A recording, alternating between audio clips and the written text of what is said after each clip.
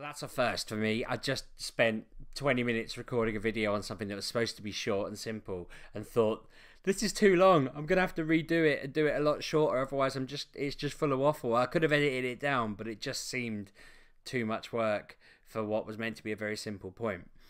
Now, this isn't me going off on a mad conspiracy rant, but I saw a funny thing earlier in the week where Kev had tweeted that Facebook keep telling him his videos, his posts about his videos or his posts about his work are doing 80% better than the last post that he did.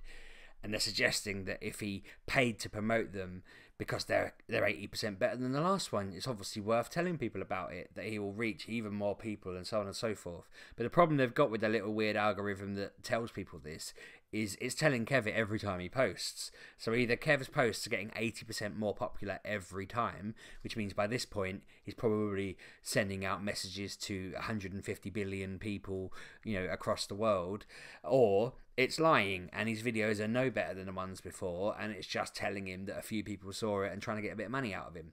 And that seems much more likely. And I laugh because I've seen this on Facebook a lot as well. But then in the news this week, it said that Facebook are telling people that their videos have been really popular and that they should pay to promote them.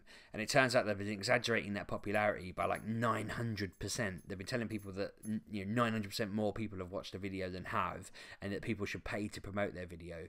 It's made websites and people and companies drop all their writing work and put videos out instead, because Facebook says the videos are 900% more effective than the last one I posted. And it's all got a bit mental. But that thick end of the wedge stuff, which sounds mental and world-changing and that, me on the thin end of the wedge, I'm getting affected by that in a weird, irritating way. I keep getting posts come to me from the Best Thing From website, web page on Facebook. Now, for those of you who don't know, that's a podcast that Kevin and I did in I think the last time we did anything on that was 2014, 2016, something around that era. And we've not touched it since. It was a podcast where we travelled around the UK trying to find the best thing from each place. Now, I keep getting things tell me that our last posts need boosting, or there's people looking for us and we should be more active, and nobody's looking for that. It had very few followers. No one was interested in it. It is not interesting. Now, I'd get a little bit excited if it wasn't for the fact that our writing company, Steven Media, gets the same messages, like for like, all the time about how we need to write more stuff because people are looking for it. No, they're not. I do my work ones, and it constantly tells me if we paid 20 quid, we'd hit 20,000 people that would all be interested in our posts. And I know that sometimes my bosses are like, oh, well, we'll stick it out there if it's good news. But I know that it's just going to be dumped out to 20,000 nearby people who have no interest in the types of things that we work on. And this is it. It's mental because it does entice. People are out there going, oh, I'll give them 100 quid and see what happens. It's mental. Now, that's all well and good because it's, it's their business model. It's a free site, whatever. But I set up a company about a year and a half back. A friend of mine was unemployed, and I said I was going to try and set up a way to apply for, so the sites like Freelancer, Fiverr and stuff like that, where you have to apply for jobs to do.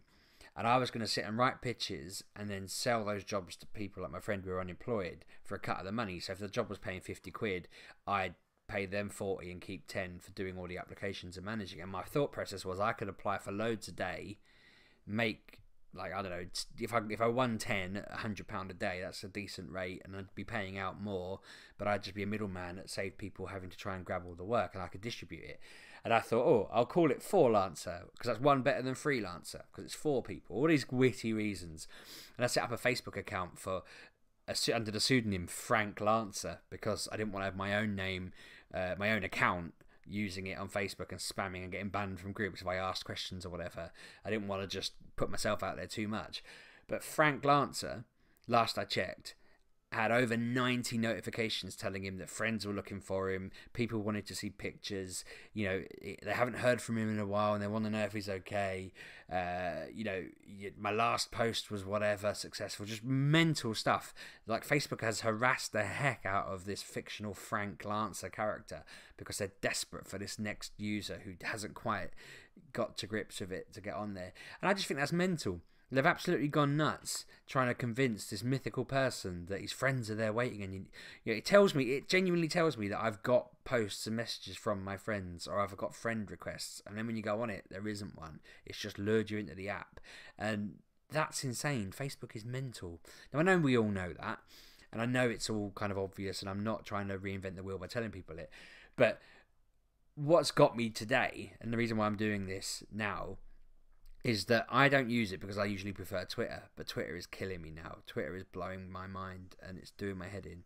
Now, I mentioned before a lot on Twitter that I don't want to know if stuff happens. I don't want to hear if stuff happens on the other side of the world and it's got no connection to me. I've got sympathy for things that have gone wrong, but I don't like hearing all these depressing stories, these just negative things. So when I go on Twitter, I'm not going on there to find out that someone's done something, or someone's found out about something, or something's occurred, or someone said something.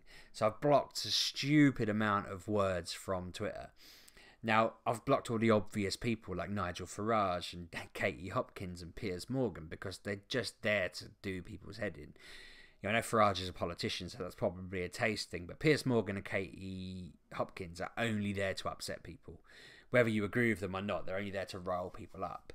And so you'd think Twitter has the facility to mute and block people and mute words and mute issues and mute hashtags and all these things that someone with a degree in IT should be capable of doing.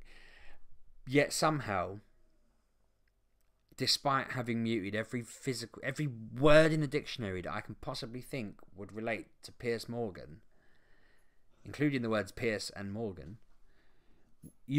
muting them, blocking him, reporting his account about 1 million times, saying I am not interested in this account, because one of the options you can just say I'm not interested in this person, just to hope the algorithm finally takes a hint. None of that has worked. Somehow I am still seeing his tweets when people retweet them and share them and stuff. I'm still seeing people talk about him constantly. I know, despite not following anything to do with him and not watching ITV, I know that he has commented on a picture about Daniel Craig holding a baby in a baby holder. Those baby holders have gone absolutely nuts. Everyone's talking about them. Comedians from all over the world are talking about it. I know that everyone's getting annoyed because Piers Morgan hates these baby holders, and so therefore they must be good. I know that Harry Hill threw a pie in Piers Morgan's face, so then everyone was cheering Harry Hill as a legend, and everyone's booing Piers Morgan because he then put a pie in the face of the woman he works with because he's a misogynistic toe rag. Apparently, we all know that. But it's mental because I don't know how much more I can do to block this man from my sphere of sight. I don't want to see him. I don't want to hear about him. Yet people are finding ways to make it happen, and Twitter is so toxic for that.